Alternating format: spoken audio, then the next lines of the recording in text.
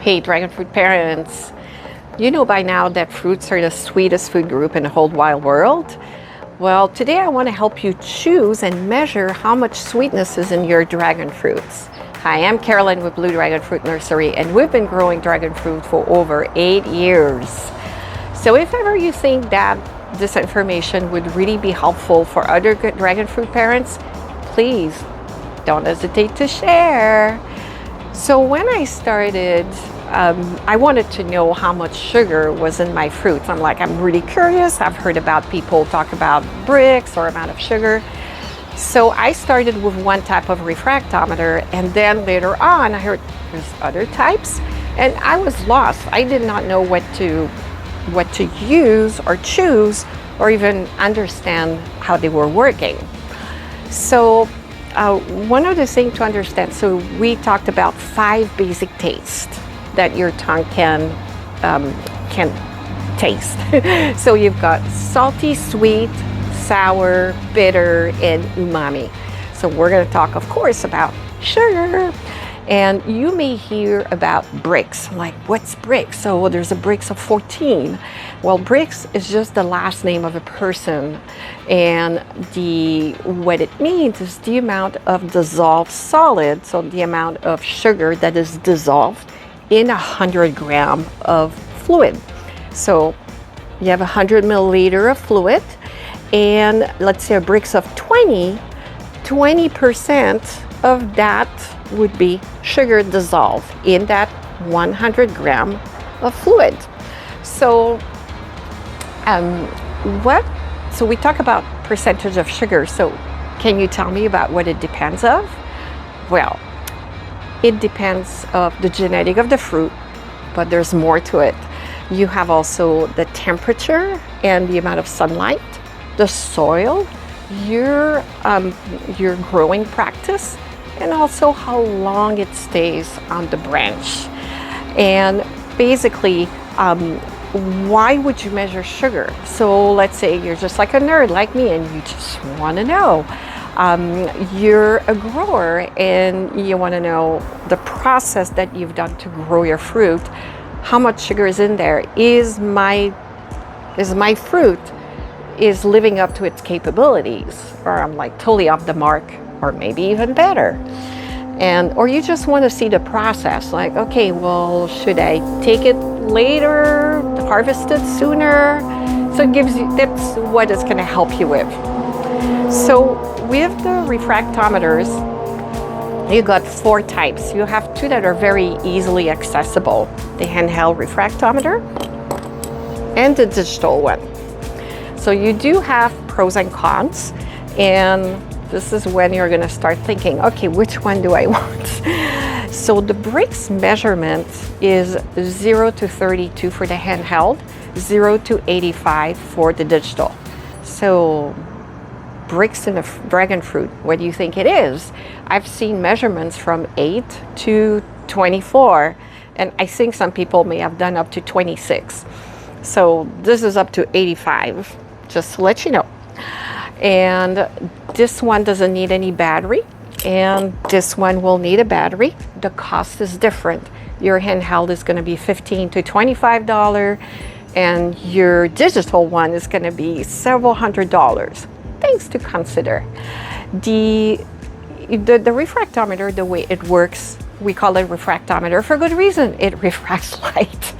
And so when the light will hit a certain angle, so the light is basically channeled on a sensor, and the amount of refraction depends on how much solid is dissolved in that solution you're measuring. And the handheld refractometer is basically sunlight and your eyes to look at the scale to see, oh, this is 10 or 10.2. So the resolution of the handheld is 0.2. The resolution on the digital is 0.1. The digital refractometer does also channel the light, but it's got its internal light in there, so you don't need sunlight. You could be totally in a dark room. And then the sensor, it's a digital sensor, so you don't read with your eye, the machine will read it for you. One of the very important things is both of those units have to be calibrated. Also for this one, very important, make sure you buy a handheld, if you do, with ATC, meaning automatic temperature compensation. And that's because the temperature will impact the reading of your bricks. So we talked about calibration. So we are going to be, the next segment is going to be on how to calibrate each of those. Remember at the beginning of the video, I'm like, what am I going to do? Which one am I going to take? So at the end, we have a test with 3 different types of refractometer. Yes, handheld, digital, and my spouse. You won't see his face, he's too shy. So we did 5 different types of dragon fruits, watermelon, and orange juice, just to see. And then I'm going to make my choice at the end of it. So stay tuned. See you later.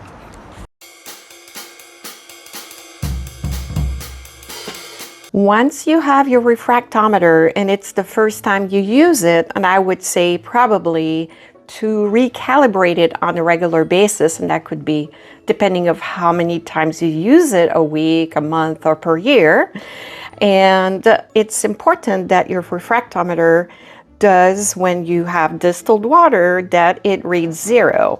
And then what's going to happen is this little screwdriver will help you through here to set it to 0.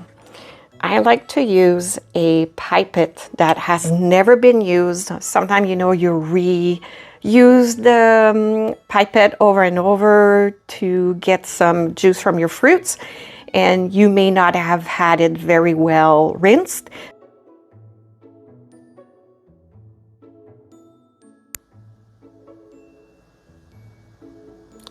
We have 0, so that means we're good to go. So we will now calibrate our digital refractometer. So this is what you're going to need. Of course, the refractometer, a pipette. You use the pipette only one and the same always with distilled water to calibrate. Paper towel.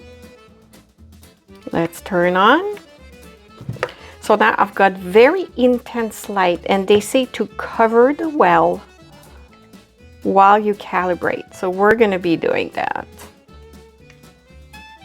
Like this.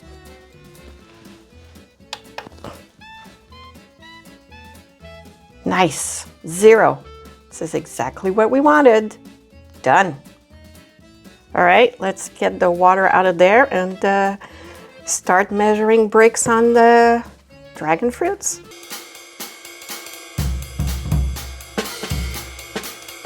Yeah, the flesh is really firm on that one. That's going to be interesting to taste. Okay, trying to get some liquid.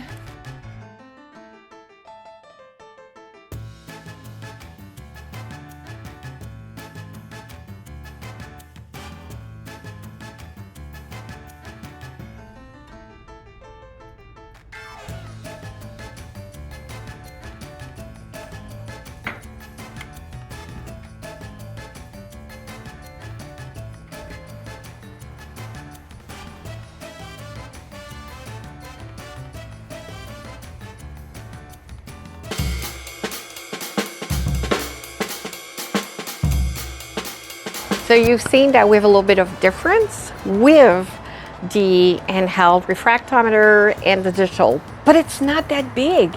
So again, what is your use? So if you're a hobbyist and you're just curious, your handheld refractometer will just be perfect for you. If you're a nerd or you're a farmer that really needs to have more exact numbers, the digital digital refractometer is definitely the way to go. Now, what do I choose? Well, I do content for YouTube, so guess what? I'm going to take the digital refractometer from now on, but at least I've got a backup. So hopefully this was very helpful to you. Don't hesitate to comment, and then don't forget to like and subscribe to the channel so you can have more content on how to grow dragon fruits.